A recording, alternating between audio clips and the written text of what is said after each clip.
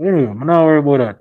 The only song I hear no say introduce voice, and today we'll be watching everything's not a JoJo's reference because everything is a Tokusatsu reference by Ayako Web. Let's get into it. Tokusatsu viewers, what if I told you this Japanese superhero inspired this anime, or that this villain group pays homage to this? Believe it or not, these Spandex Spring superhero and kaiju shows have inspired your favorite anime and manga in more ways than one, whether it be the poses, the themes, the aesthetics, or all of the above. Today we're going to be talking about Tokusatsu and how it continues to inspire our favorite works to this day, and how, believe it or not, everything's not a JoJo reference, but everything could be a Tokusatsu reference. So, if you've watched my video so far, you've probably heard me say so-and-so's show was inspired by Tokusatsu. Now what is Tokusatsu? It's a Japanese term that refers to live-action films or television programs that make heavy use of practical special effects. As a point of reference, Power Rangers, Star Wars, and also Doctor Who are shows that are created with this medium.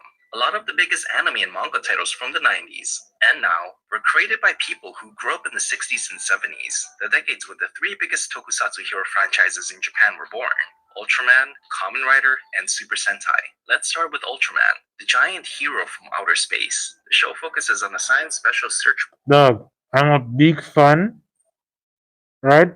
A Kamen Rider. I watch from the Heisei era. So basically, I'm there now. Watch all a double O's, right? What else? Forze, Wizard, Gaim. Right? I'm supposed to be a drive right now. More and get. Well, when I really can say I'm almost done drive, and I only watch like one season. Well, I still watch it. I'm gonna continue watch it yet. Um, something Sentai, Samurai Sentai, Shinkenja. Yo, Shinkenja does a fuck. Yo, Jaden Sheba is a waste man. Alright? All I talk about Jaden Sheba and goat what? Them man they are sheen goat dog. Them man they are curry goat bad man. Them the goat they are real goat too. Them man they are not good. But you see, Takeru Sheba, that's my dog. A real G that bro. Party, or the SSSP, a specialized force that is tasked with investigating and combating threats from aliens and kaiju. Among one of the members is Shin Hayata, who can transform into the giant alien superhero, Ultraman, a secret he keeps from his colleagues. Ultraman and its predecessor show, Ultra Q, lit this creative spark inside all of our favorite manga authors. It was the show that introduced them to so many things.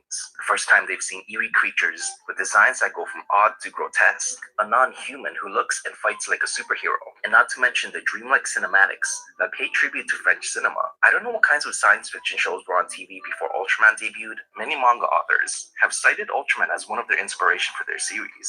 Kazuki Takahashi, the creator of Yu-Gi-Oh!, has cited the kaiju designs from Ultraman as one of his inspiration for the creature seed design for Yu-Gi-Oh! Dandadan is filled with Ultraman references, with its opening actually referencing Ultraman, and this thing is pretty much bolt-on from Ultraman. One of the biggest anime titles to have been heavily influenced by Ultraman was perhaps Neon Genesis Evangelion. Besides it being an awesome superhero show, Ultraman featured a lot of references and imagery from the Christian Bible, and the director, Hideaki Anno, found them really cool, and so he decided to feature a lot of these references in Evangelion as well. Not because he himself was religious, but because he saw it on Ultraman. The Akio Jisoji directed You tell me say yo, teenagers in mechs fighting off aliens and them own a fucking depression is all based on Ultraman? That video blow my mind.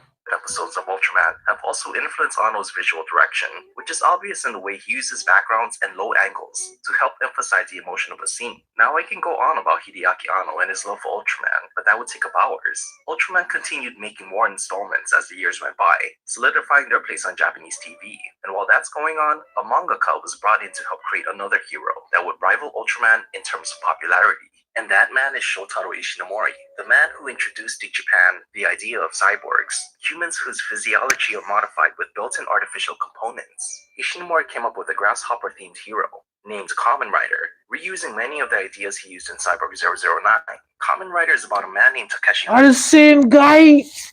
That I got the same man who make Cyborg 009. Yo, Cyborg 009 used to be so peak. We used to watch it on TVJ. I pass them on those who come from Jamaica can relate. But Cyborg, wanna know about Cyborg 009? On the squad. Man, them take on Egyptian gods, right? Not even Egyptian gods, Greek gods. Other cyborgs is lightning cyborg. What shit the man them got through, dog? I think him also responsible for Devilman. And you know, Devilman Crybaby goes crazy. I heard that original OG Devilman, he good. But I'm not watch it yet, but at the same man who create Cyborg 009 and Devilman responsible for coming right, dog. Who was kidnapped by an evil organization named Shocker and remodeled into a cyborg. But before he could be brainwashed for villainy, he is rescued by one of Shocker's scientists. With his new gift and curse, he engages in a never-ending fight against Shocker and their army of cyborg experiments. Now, unlike Ultraman, Kamen Rider felt like a horror science fiction, while still being treated as a superhero show made for kids, and that made it one of the coolest shows ever at the time. Kamen Riders number 1 and number 2 did these cool poses, shouted the word Henshin? What? transform.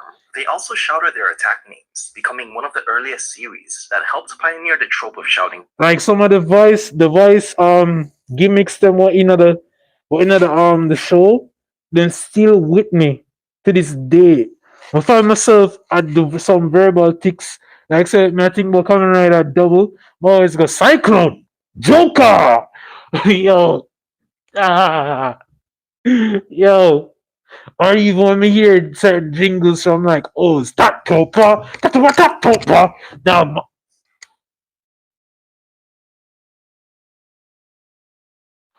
or even, or even when we think about Gaim, bro. You know the little thing on the lock, then the fruit lock, them get cut. You hear before you hear that, you hear lock on, dog, Kamen Rider and the pose what them man used to do. The poses, yeah, you could have hit those in your own pictures and get the sauce. Then the pose there, them poses the sauce, bro. Then the pose there the shit. Attack names. Now, there are a lot of things that have referenced Kamen Rider. Do you remember that organization named Shocker that kidnaps people and turns them into cyborgs? Guess what popular series paid homage to that organization? Dragon Ball. That's right, Dragon Ball's Red Ribbon Army. The main characters in a Kamen Rider were referred to as number 1 and number 2, the same way the Red Ribbon Army gave a number designation for their androids and cyborgs. And just recently, we had Gamma number 1 and number 2. Oh my god, bro. Oh my god. Yo, this shit run deeper than music, bro. Oh god, this shit so tough. This shit tough. Who are clearly inspired by Shotaro Ishinomori's Cyborg 009 and Kamen Rider number 1 and number 2. And you've probably seen this pose before, and if you have, well, it's a reference to Kamen Rider number 1's pose. And in some anime, you'll see characters doing poses of other Kamen Riders. And also, I think Kamen Rider made red scarves cool. Ultraman and Kamen Rider helped spark a henshin boom, or transforming superhero boom, in the 70s. And Toei continued to pump out a lot of spandex fighting heroes, to the point where television was saturated with them. It was time for something new. And once again, Shotaro Ishinomori was asked to create something new, but not of a solo hero, but a team. And at this point in time, more households had... So tell me, say I'm responsible for the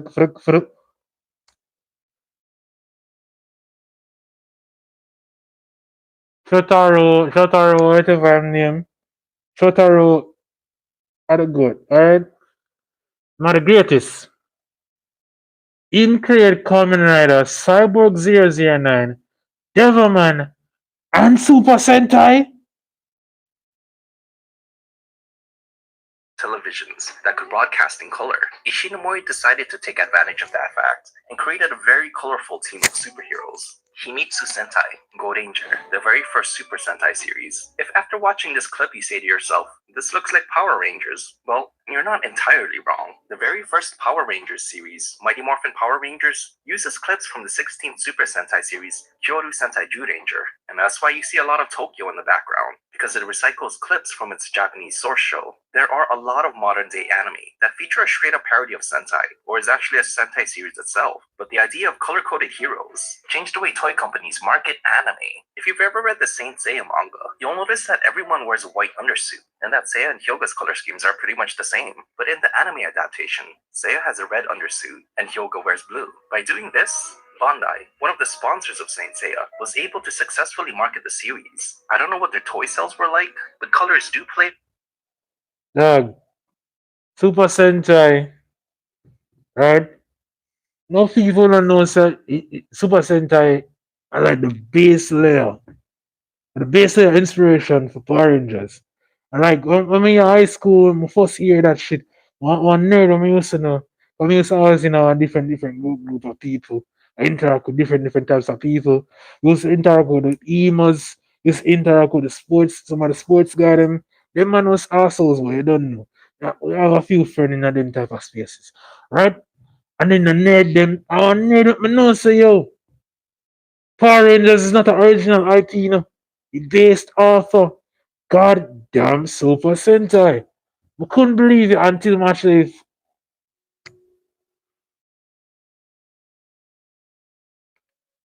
this shit tough.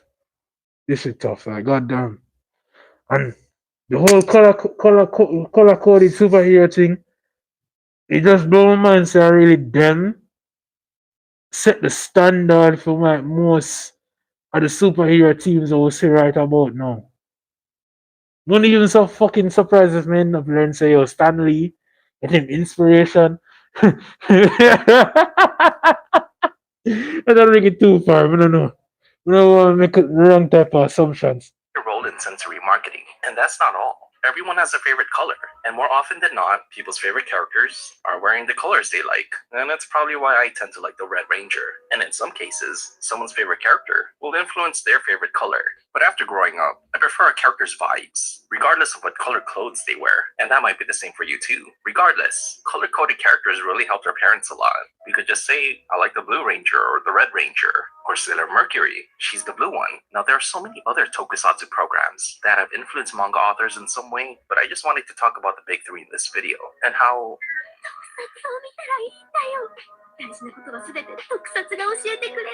if after this video you want to check out Tokusatsu, I recommend Kamen Rider Gates, which you can stream for free on Tubi, and you can also buy. Nah, bro. Go watch. Me I say that the series and it is so good, right? And some people recommend say go watch Kamen Rider Ryuki. But would have to go watch Kamen Rider Ryuki for myself. But I already watch the English version of it, Kamen Rider, right? Dragon Knight. And Dragon Knight, it decent. But when you watch Ryuki, then go watch Gates for my final opinion say which one or which better. But you the video you bang, don't own the original video. I'm asking you please to like, comment, and subscribe and support the original release.